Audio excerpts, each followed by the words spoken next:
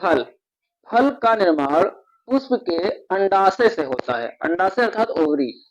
अब जो पुष्प होगा, जब ये अंडाशय को परिपक्व करेगा, यानी कि जब अंडाशय परिपक्व हो जाएगा तब निर्माण होगा फल का। ठीक है। और इसका कार्य क्या होता है फल का? ये बीज को सुरक्षित करके रखता है। फल को दो आधारों पर बांटा गया है। पहला निषेचन के आधार पर और दूसरा बनावट के आधार पर। निषेचन के आधार पर फल होते हैं तीन प्रकार के। पहला सत्य फल।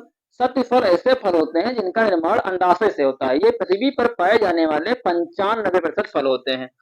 दूसरा असत्य फल। असत्य फल ऐसे फल होते हैं जिनका निर्माण अंडाशय से नहीं होता है, जैसे कि सेब हो गया, स्ट्रॉबेरी हो गया इत्यादि। अनिषेचित फल, आ माने नहीं, यानी कि ऐसे फल जिसका निर्माण निषेचन के बिना ही हो जाता है वो कहलाते हैं अनिषेचित फल अर्थात अनिषेध फलन। जैसे हमारा केला इसका सबसे बेस्ट एग्जाम्पल है। इसमें जो होते हैं बीज नहीं पाए जाते हैं। फिर हम बात करते हैं निर्माण के आधार पर। निर्माण के आधार पर भी फल को तीन भागों में बांटा गया है। पहला सरल फल।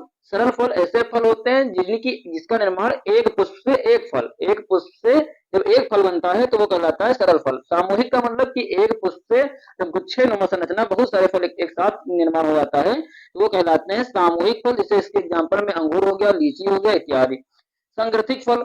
संग्रथिक फल ऐसे फल होते हैं जिसके निर्माण के साथ में पुष्प, यानी कि जब अंडाशय परिपक्व होता है तो उसी के साथ में जब पुष्प का कोई अन्य हिस्सा भी जब सहयोग कर देता है एवं साथ में ही फल का निर्माण करता है तो ऐसे फल संग्रथिक फल कहलाते हैं। जैसे कि हमारा अनानास हो गया, नाशपाती हो गया, नारियल हो गया। इनके छिलके क्या होते हैं? थोड़ा टाइट होंगे, मोटे होंगे।